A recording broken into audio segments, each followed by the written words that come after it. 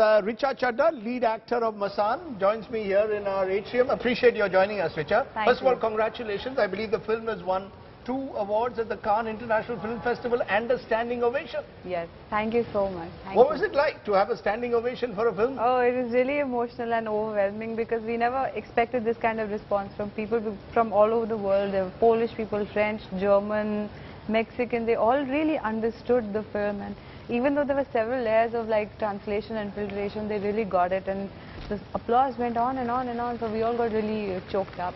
Now you're a big town girl in a sense, a Delhi girl from Stephens, who's in the film playing the role of Devi Pathak, a typical small town girl. So the film based in Banaras with its sort of climax in Allahabad, but you yourself are a big town girl. Do you like the idea of playing these sort of different characters to who you might possibly be in real life? Yes, I do. Otherwise, there's no fun, and especially with a script like this, it doesn't make sense to turn it down. It's very rarely do you get a good script, and then on top of that, to get an interesting female character in that script is really just like a blessing. What is so special about Masaan, according to you? It's a really moving, coming of age, almost spiritual, transformatory tale. It's very life-affirming and positive, and which is something we don't get to see that often. You know, the reason I'm asking you that is because in India, a film like that will probably be classified as art.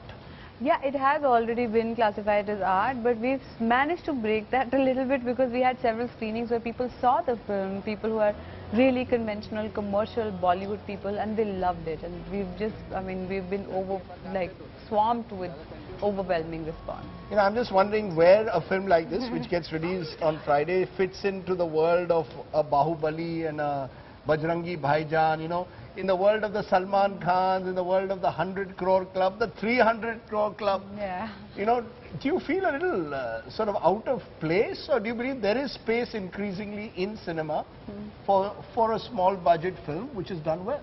But this year has been really special. This year, all the films which are high on content, as is said in the industry, like NH10, Badlapur, Dam Laga Ke Haisha, all of these films are the ones that have raked in the money at the box office. So that's a really positive sign. And on top of that, I mean, a Bahubali and a Bajrangi Bhaijaan need to make that money to sustain, to even break even. The cost of our whole film, probably the cost of 2 of their songs, you know. So we don't need... The cost of your whole film is the cost of 2 songs of Bahubali or a Bajrangi Bhaijaan? Perhaps just 1 song. So I'm saying we need much less. I mean, we have less of a liability. So that's a good thing.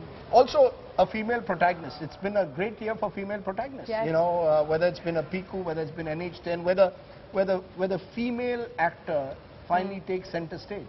Well, this film actually has 2 stories. One has a male lead, one has a female lead, but they both culminate in a sense in the film. So it's not so much about a female protagonist, but definitely there is a strong undercurrent of feminism in the film because our director and writer are both strong feminists, and is a beautifully written female. It's the most tough character I've ever done.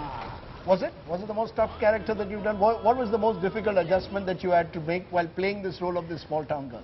You know, interestingly, one grows up in like an urban household and you don't realize the kind of conditioning you have yourself. So for me to let go of all that conditioning and to really be non-judgmental towards this character was what was so difficult. And at the same time, she's really strong, but she's fragile. She's really broken, but she's rebellious almost. So it's all these like conflicting, completely different emotions, and then there's nothing to hide behind. Like I did Gangs of Wasipur, in which I had to age and I had to, you know, use an accent and a thicker voice, etc. And Bholi Punjaban, which is a really tough person with strong persona. So I had those things to sort of lean on. When I was doing this part, I had nothing. I'm going to ask you in conclusion, what for you is a barometer of success? Is it the fact that a film wins an award in Cannes? Is it a fact that you are able to fill in audiences in multiplexes in the next few days? What is it that is your barometer of success? You know, I don't think anyone remembers the box office collection of Mughal-e-Azam or Andaz Apna Apna. It's not things that you remember, it's what makes a memorable film. And that's always been my endeavor, to be a part of memorable films. So I think this film has already been successful. It's a historic film. No film has ever won these 2 awards in Cannes. This is traveling the world. We've sold 20 territories. And we have great response from here. So there's no reason why if the Goras can get it, why we won't. Okay, that's an interesting way. If the Goras can get it, why can't we? Richa, all the very best for the film. Thank you so much. Richa Chadda, the star of Masaan.